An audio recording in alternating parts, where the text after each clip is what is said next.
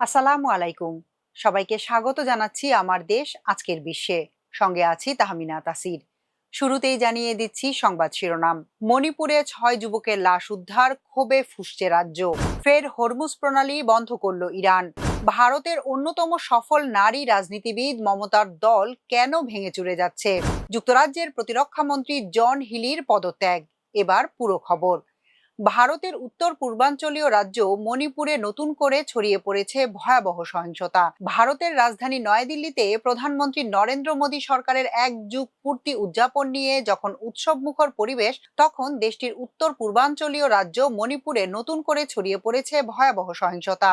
অপহরণের প্রায় 1 মাস পর 6 নাগা যুবকের ক্ষতবিক্ষত লাশ উদ্ধারের ঘটনায় উত্তাল হয়ে উঠেছে পুরো রাজ্য। বিভিন্ন এলাকায় অগ্নিসংযোগ, ভাঙচুর ও সংঘর্ষের ঘটনায় পরিস্থিতি দ্রুত অবনতি হচ্ছে। বুধবার বিকেলে কাংপোকপি জেলার একটি দুর্গম এলাকা থেকে 6 নাগা যুবকের লাশ উদ্ধার করে নিরাপত্তা বাহিনী। নিহতদের পরিবার ও স্থানীয় সংগঠনগুলোর অভিযোগ, কুকি সশস্ত্র গোষ্ঠীর সদস্যরা তাদের হত্যা করেছে। লাশ উদ্ধারের খবর প্রকাশ্যে আসার পর নাগা অধ্যুষিত এলাকাগুলোতে তীব্র ক্ষোভ ছড়িয়ে পড়ে। প্রত্যক্ষদর্শীরা জানান, সেনাপতি ও উখরুল জেলাসহ একাধিক এলাকায় হাজারো মানুষ রাস্তায় নেমে আসে। বিভিন্ন স্থানে যানবাহনে আগুন দেয়া হয়। সরকারি স্থাপনা ও কার্যালয়ে হামলার ঘটনাও ঘটে। রাজধানী ইম্ফলে উত্তেজনা ছড়িয়ে পড়ে। জওহরলাল নেহেরু চিকিৎসা বিজ্ঞান প্রতিষ্ঠানের বাইরে বিপুল সংখ্যক মানুষ জড়ো হলে পরিস্থিতি নিয়ন্ত্রণে অতিরিক্ত পুলিশ ও কেন্দ্রীয় বাহিনী মোতায়েন করা হয়। ঘটনার পেছনে কুকি ন্যাশনাল আর্মি নামের একটি সশস্ত্র সংগঠনের বিরুদ্ধে অভিযোগ উঠেছে। নাগা সংগঠনগুলোর দাবি, অপহৃত যুবকদের মুক্তির বিষয়ে আলোচনা চললেও শেষ পর্যন্ত তাদের হত্যা করা হয়েছে। এতে ক্ষোভ আরো বেড়েছে। জানা গেছে, গত মে মাসে নাগা ও কুকি গোষ্ঠীর মধ্যে একাধিক অপহরণের ঘটনা ঘটে। পরে মধ্যস্থতার মাধ্যমে উভয় পক্ষের বেশ কয়েকজনকে মুক্তি দেওয়া হলেও 6 নাগা যুবককে আর ফিরিয়ে দেওয়া হয়নি। তাদের উদ্ধারে নিরাপত্তা বাহিনী কয়েক দফা অভিযান চালায়। অবশেষে বুধবার তাদের লাশ উদ্ধার করা হয়। ফের হরমুজ প্রণালী বন্ধ করে দিয়েছে ইরান। দেশটির নবগঠিত সংস্থা পার্সিয়ান গলফ স্টেট অথরিটি আজ বৃহস্পতিবার জানিয়েছে, এই প্রণালী পরবর্তী নির্দেশ না দেওয়া পর্যন্ত পুরোপুরি বন্ধ করে দেওয়া হয়েছে। এর আগে গতরাতে ইরানের রেভলিউশনারি গার্ডস এই পদক্ষেপের ঘোষণা দিয়েছিল।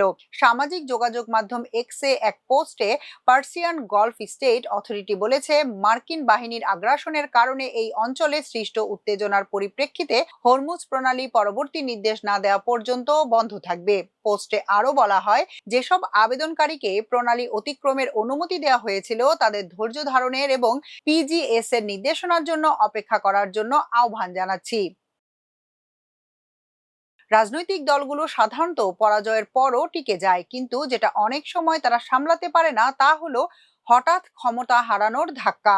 ভারতের পূর্বাঞ্চলীয় পশ্চিমবঙ্গ রাজ্যের দল তৃণমূল কংগ্রেস এখন এ ধরনের সংকটে পড়েছে। 10 কোটির বেশি জনসংখ্যার এই রাজ্যে দলটি সম্প্রতি ক্ষমতা হারানোর পর গভীর রাজনৈতিক অস্থিরতার মধ্যে আছে। তৃণমূল নেত্রী মমতা বন্দ্যোপাধ্যায় ক্ষমতা হারানোর মাত্র 1 মাসের মধ্যেই দলের ভেতরে বিদ্রোহ শুরু হয়েছে। বেশিরভাগ বিধায়ক দলের নেতৃত্বের বিরুদ্ধে অবস্থান নিচ্ছেন। লোকসভার সদস্যদের মধ্যে বিভক্তি ইতোমধ্যে স্পষ্ট হয়েছে। 20 জন সদস্য মমতাকে ছেড়ে লোকসভায় আলাদা বসার জন্য স্পিকার ওম বিরলার কার্যালয়ে আবেদন করেছেন। 29 জন সংসদ সদস্যের মধ্যে 20 জন আলাদা হয়ে যাওয়ায় মমতার দল তৃণমূলের নিয়ন্ত্রণও তাদের হাতে চলে যেতে পারে। একের পর এক রাজ্যসভার পদ ছাড়ছেন তৃণমূলের অনেকেই। সুখেন্দু শেখর রায়, সুস্মিতা দেব এবং প্রকাশ চিক বড়াইকের পর এবার রাজ্যসভার পদ ছাড়লেন অভিনেত্রী কোয়েল মল্লিক। মমতা বন্দ্যোপাধ্যায় কোনো সাধারণ আঞ্চলিক নেতা নন। 2011 সালে তিনি 34 বছরের কমিউনিস্ট শাসনের অবসান ঘটিয়ে পশ্চিমবঙ্গে ক্ষমতায় আসেন। এটি ছিল এক ঐতিহাসিক রাজনৈতিক পরিবর্তন, কারণ সেই কমিউনিস্ট সরকার ছিল বিশ্বের সবচেয়ে দীর্ঘ সময় ধরে শাসন ক্ষমতায় থাকা বামপন্থী সরকারগুলোর একটি। পরবর্তী সময়ে মমতা 15 বছর রাজ্য শাসন করেন। তিনি তৃণমূল কংগ্রেসকে ভারতের অন্যতম সফল আঞ্চলিক দলে পরিণত করেন। একই সঙ্গে মমতা নিজেও দেশের অন্যতম প্রভাবশালী বিরোধী রাজনৈতিক ব্যক্তিত্ব হয়ে ওঠেন। আর এ কারণেই গত 1 মাসের ঘটনাগুলোকে এতটা বিস্ময়কর বলে মনে করা হচ্ছে। গত মাসে নরেন্দ্র মোদীর নেতৃত্বাধীন হিন্দুত্ববাদী ভারতীয় জনতা পার্টি বিজেপি পশ্চিমবঙ্গের ক্ষমতায় আসে। তৃণমূল সরকারের বিরুদ্ধে জন অসন্তোষ, ধর্মীয় মেরুকরণ এবং নির্বাচন কমিশনের কথিত ভোটার তালিকা ঘিরে বিতর্ক, এসবের প্রেক্ষাপটে দলটির 15 বছরের শাসনের অবসান ঘটে।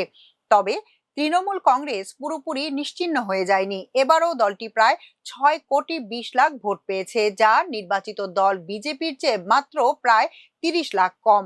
এছাড়া তারা মোট ভোটের প্রায় 40% ধরে রাখতে সক্ষম হয়েছে। সবচেয়ে বড় ধাক্কাটি এসেছে বিধানসভার ভেতর থেকে। নির্বাচনের কয়েক সপ্তাহের মধ্যেই তৃণমূলের প্রায় 3/4 বিধায়ক দলের নেত্রী মমতা বন্দ্যোপাধ্যায় ও তার ভাতিজা অভিষেক বন্দ্যোপাধ্যায়ের বিরুদ্ধে বিদ্রোহ শুরু করেন। অভিষেককে দীর্ঘদিন ধরে মমতার রাজনৈতিক উত্তরসূরি হিসেবে বিবেচনা করা হয়ে আসছে। এখনো রাজ্য বিধানসভায় তৃণমূলের 80 জন সদস্য রয়েছেন। অবশ্য বিধানসভার সদস্যদের 60 জন ইতোমধ্যে বিদ্রোহ করে বসেছেন। নিজেদের মতো তারা বিধানসভার বিরোধী নেতা হিসেবে ঋতুব্রত বন্দ্যোপাধ্যায়কে বেছে নিয়েছেন। গত সোমবার লোকসভায় কাকলি ঘোষ দস্তিদারের নেতৃত্বে 20 সংসদ সদস্য আলাদা হয়ে যান। তারা বিজেপির নেতৃত্বাধীন এনডিএ জোটকে সমর্থন দেবেন বলে ঘোষণা দিয়েছেন।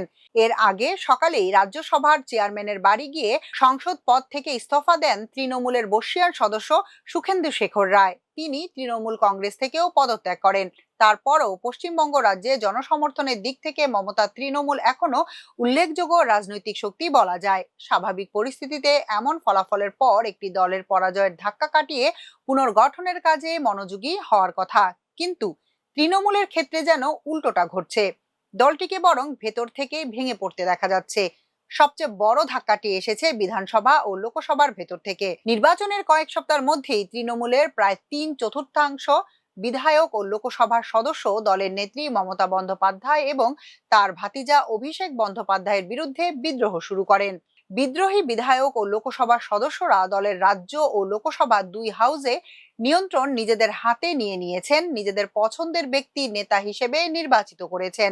বিধানসভায় দলীয় নেতৃত্বের বিরুদ্ধে বিধানসভা সংক্রান্ত নথিতে স্বাক্ষর জাল করার অভিযোগ তুলেছেন। শুরুতে এটিকে কেবল রাজ্য পর্যায়ের বিদ্রোহ বলে মনে হয়েছিল, পরে তা দিল্লিতেও ছড়িয়ে পড়েছে। বিভিন্ন সংবাদ মাধ্যমের প্রতিবেদনে বলা হয়েছে, তৃণমূল কংগ্রেসের 28 জন সংসদ সদস্যের মধ্যে 20 জন ভারতীয় পার্লামেন্টের স্পিকারের কাছে চিঠি দিয়েছেন। তারা চিঠিতে দলের সংসদীয় গোষ্ঠী থেকে বেরিয়ে আসার এবং বিজেপি নেতৃত্বাধীন ক্ষমতাসীন জোটের সঙ্গে যুক্ত হওয়ার ইচ্ছা প্রকাশ করেছেন। এসব মিলিয়ে দলের নেতৃত্ব ও ঐক্য এখন অনেকটা অস্তিত্ব সংকটে পড়ে গেছে। তৃণমূলের ক্ষমতা ও প্রভাব দ্রুত কমে যাচ্ছে। প্রায় প্রতিদিনই দলের কোনো না কোনো নেতাকে দুর্নীতির অভিযোগে গ্রেফতার করা হচ্ছে। দলীয় অনেক কার্যালয় ফাঁকা পড়ে আছে। সংগঠনের বিভিন্ন স্তর ভেঙে পড়ছে। যেসব নেতা একসময় নিজেদের এলাকায় খুব প্রভাবশালী ছিলেন, তারাও এখন সমালোচনা ও আক্রমণের মুখে পড়ছেন। তৃণমূল কংগ্রেসের এত দ্রুত ভেঙে পড়ার লক্ষণ দলটির একটি গভীর দুর্বলতাকে সামনে এনে দিয়েছে।